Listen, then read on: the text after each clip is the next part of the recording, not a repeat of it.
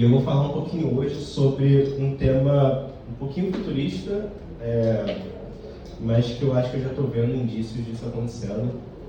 Então, acho que vai ser legal e um pouco de como eu sei que a minha startup está fazendo isso acontecer para a gente chegar nesse lugar.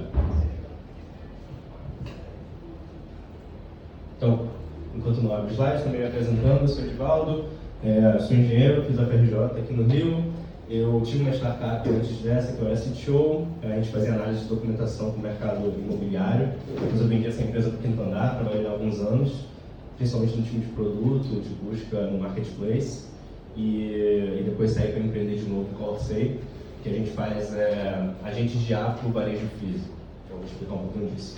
Então, marketplaces autônomos, quando agentes de IA começam a equilibrar mercados. Então, esse é o tema futurista. E aí, basicamente, eu queria falar um pouco de marketplace no geral, acho que trazer um pouco da história de marketplace e falar um pouco de como na Orsay a gente está contribuindo para isso. E no final, como é um showcase, mostrar um pouco de como a gente faz evals aqui na nossa empresa. Pode passar, por favor. Então, uma pergunta de aquecimento, né? Qual o preço médio do chopp hoje no Rio de Janeiro? Alguém tem uma... Cara, eu sei 12, 10 não, reais. eu fiz pesquisa para pesquisa. Minha amiga me falou, que meu amigo falou. 12, 10, quanto é? 600 reais. 30 vezes 600 A reais. versão de fazer regra de 3. Boa, é verdade. 10 a 12. 10 a 12, boa. Eu acho que todo mundo já sentou no bar e falou, caraca, tô pagando muito caro no chopp, ou caraca, tô pagando super barato nesse chopp. E não só a gente pensa nisso, mas um irlandês pensou nisso há um mês atrás, na verdade, o Matt Coultman. E o que ele fez foi bem massa, assim, ele basicamente criou um agente de IA para ligar para todos os pubs da Irlanda, mais ou menos 6 mil pubs, para perguntar o preço de cada um dos shows, de todos os bares. Pode passar aqui, por favor. E ele criou o Guindex, né, que é o índice das Guinness nos pubs irlandeses. E aí eu estou trazendo esse exemplo porque, né, conectando aí com o marketplace autônomo e como a gente de IA vai mudar a jogada. Porque o que ele fez foi indexar o preço de algo do mundo físico, né? Algo que não está no e-commerce, não está no marketplace, mas que está na boca de cada bar. Para ele fazer isso antes, não dá para ver muito bem ali, mas um survey tradicional custaria 10 mil euros. Ele conseguiria fazer isso em um mês e falar com 500 pubs no máximo. Né? Ele com Cloud Code, nosso Claudinho, com a Eleven Labs e com a Twilio, ele fez isso em uma semana e falou com quase todos os pubs possíveis. Então ele indexou o mundo físico. E isso é muito legal porque eu acho que vai na primeira provocação, que é quando a gente já consegue equilibrar um pouco o mercado. Então, o resultado disso foi que alguns pubs mudaram o preço da cerveja, porque viram que estava muito alto, outros subiram o preço da cerveja, porque viram que estava muito baixo. Então, o que ele fez, de alguma forma, impactou, de fato, o preço e a economia local, o que é bem interessante. Então, eu vou falar um pouco desse histórico de marketplace e um pouco de agentes autônomos também. Então, pode passar um pouquinho. Já fiz minha apresentação, né? Tá, então vou falar um pouco de marketplace, vou falar um pouco de dois grandes problemas que a gente tem ainda no marketplace e como os agentes de IA vão mudar esses dois problemas. Qual é a minha visão do que vai ser o futuro, quais as consequências disso e o showcase que eu vou falar um pouco de evals. Com licença. Então o marketplace ele tenta responder essa pergunta, né, que é como conectar compradores e vendedores com a menor fricção possível. Acho que o primórdio do marketplace começou no Yellow Pages, fora ainda da internet, então as listas telefônicas que indexavam todos os estabelecimentos num livro que tinha páginas amarelas, então por isso chamavam de Yellow Pages. E a partir da internet a gente teve a primeira onda de marketplaces online de fato, que foram eBay, Amazon, Craigslist, que basicamente tentaram resolver esse problema de vendedores e compradores num lugar só, colocando a oferta online, né? No Brasil, na América Latina, a gente teve o Mercado Livre, que fez isso muito bem, e além dos marketplaces tradicionais, você teve o Shopify, que fez isso permitindo que cada vendedor conseguisse colocar a sua própria loja online na internet, né? Então essa foi a primeira onda. E nessa primeira onda era basicamente resolver o problema de catálogo, né? Colocar esses itens na internet.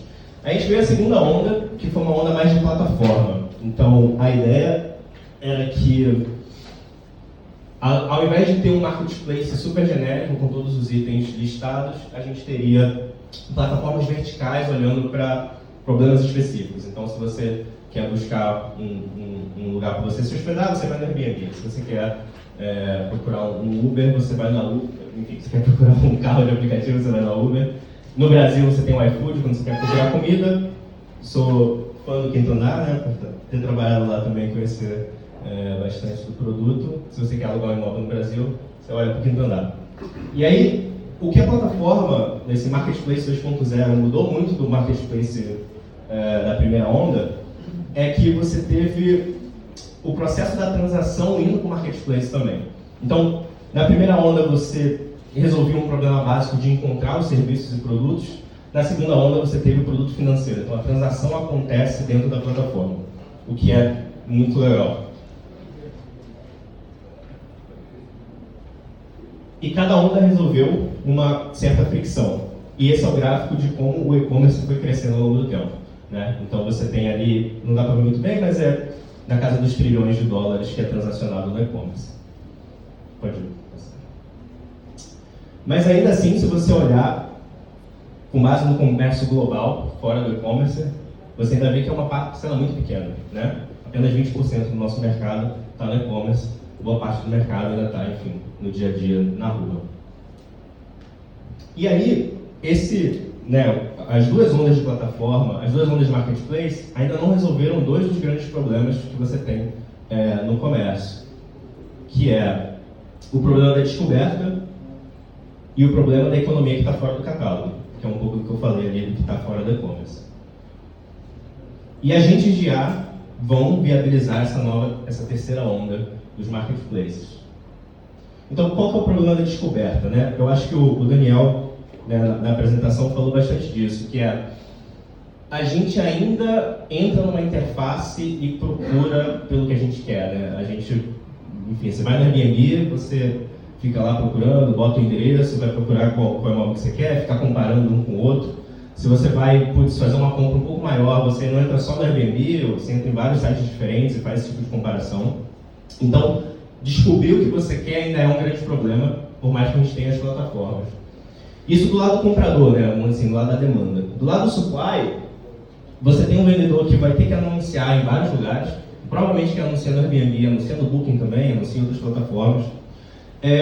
E o vendedor, no fim das contas, ele tem um sinal muito fraco, né? Porque ele sabe mais ou menos a intenção de quem quer comprar, pelos cliques, né? A pessoa que ela filtrou ali na plataforma, mas ele não tem a real intenção do usuário, né? O usuário não fala livremente para ele assim, olha, eu gostaria de viajar para tal lugar porque eu tô com o meu cachorro e, putz, é aniversário da minha mãe e quero fazer uma surpresa para ela, quero achar um lugar super especial para passar isso com eles. Então, hoje as plataformas, a maioria delas não oferece isso muito bem. Então, o problema da descoberta, né, de você encontrar o que você quer, ainda persiste. Pode passar de novo? E algumas plataformas já estão resolvendo isso com IA, né? Então, esse aqui foi um produto que eu trabalhei no Quinto Andar, que era a busca conversacional. Então, ao invés de você entrar no site, filtrar pelo endereço, pelo que você quer, o usuário hoje consegue falar, cara, quero um AP com varanda grande e vista para o mar, e a inteligência artificial entende o que o usuário quer e faz essa busca automaticamente. Então, o Quinto Andar lançou isso no início do ano passado. Esse ano já lançou, inclusive, integração com o ChatGPT para fazer isso também. Tranquilo. E aqui do outro lado, eu coloquei um exemplo do Starbucks.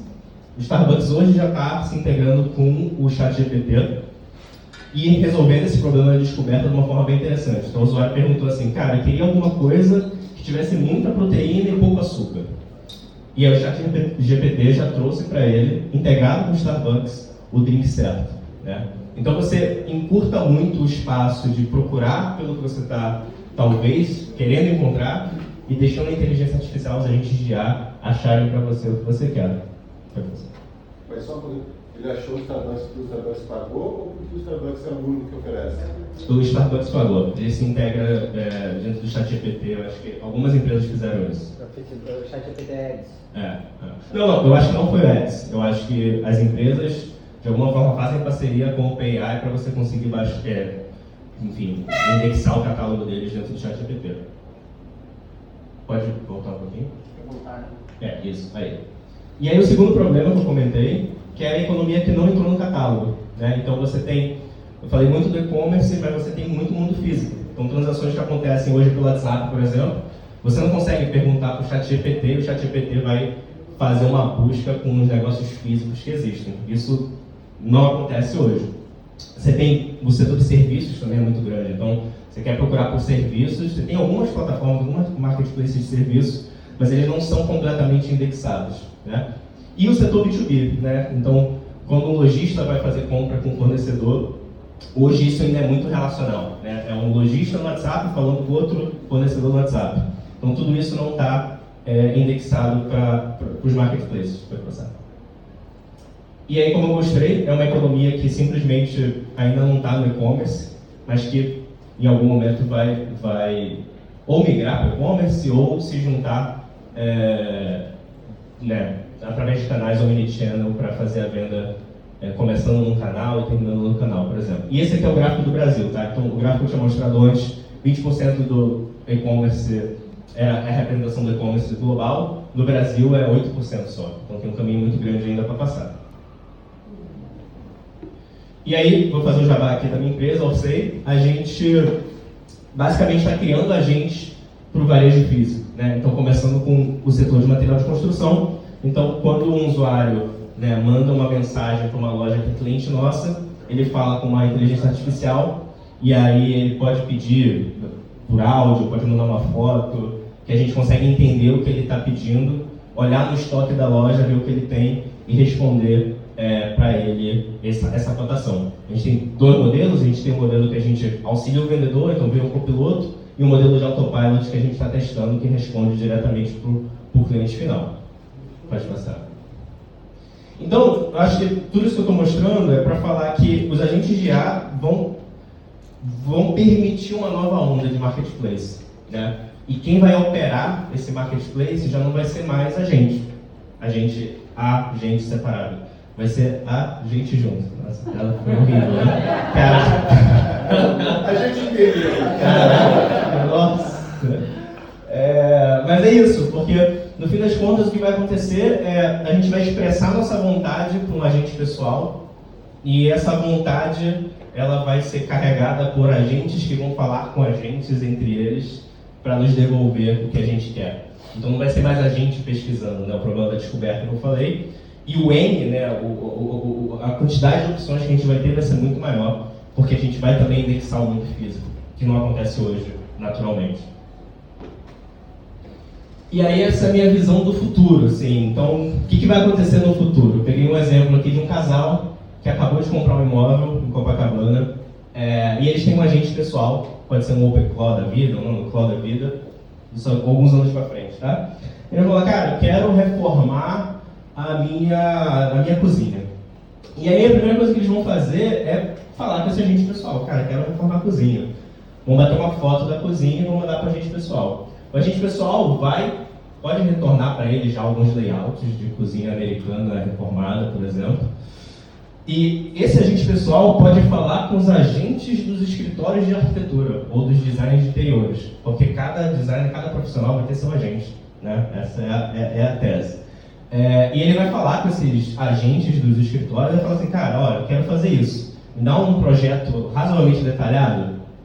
E aí eu acho que a gente vai ter protocolos para pagar isso automaticamente, ou então o agente vai oferecer um pequeno projeto de graça. E aí esse agente pessoal vai pegar esse projeto e vai falar assim, cara, beleza, mas quero agora cotar, quero entender quanto isso aqui vai custar. E aí esse agente pessoal vai falar com todo mundo, vai falar com o e-commerce, então vai lá na Leroy Merlin, vai lá no Mercado Livre, vai nas lojas menores que estão aí em volta dele, em Copacabana, porque o mundo físico vai estar indexado por causa do Orsay, e também vai falar com um agente de empreiteiros. Então, cara, a construtora vai ter um agente dela que que vai estar sempre disponível.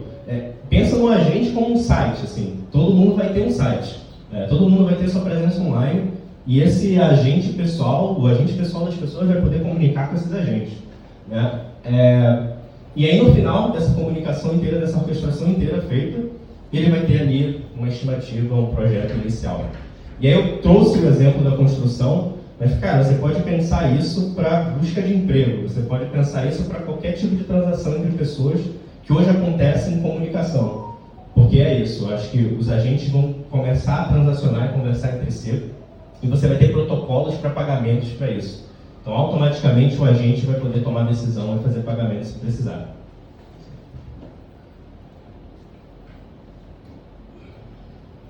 E aí, quais as consequências disso, né? Eu acho que uma consequência muito legal, na minha visão, é a explosão de transações comerciais. Então, hoje, né, na Amazon, 700 vendedores fazem 10% do GMV global. Que é surreal, né? É muito concentrado. E aí, por que isso, né? Porque hoje, todas essas plataformas têm algoritmos para você ranquear melhor, tem incentivos para você aparecer mais cedo na busca. A cauda longa, que são os menores vendedores, eles têm muita dificuldade de aparecer em cima. O que vai acontecer é que a gente vai ter uma cauda longa, inclusive, maior, porque mais pessoas vão entrar nos marketplaces, né? Pelo que eu estou falando, a gente entrar no mundo físico também. Mas, ao mesmo tempo, você vai ter o agente que vai conseguir percorrer a maior parte desse marketplace. Porque a gente não tem atenção para passar da terceira página da Amazon, mas um agente que, né, tem atenção infinita para vasculhar a internet inteira e achar o melhor produto.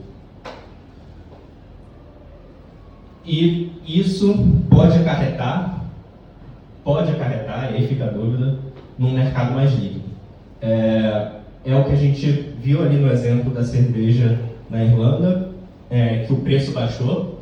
O preço baixando, talvez o mercado fique um pouco mais líquido. Não sou economista, tá? Mas estou chutando uma regra aqui, que com o aumento da facilidade de você procurar e você encontrar produtos, você pode mexer no preço da economia local e tornar o mercado um pouco mais líquido também.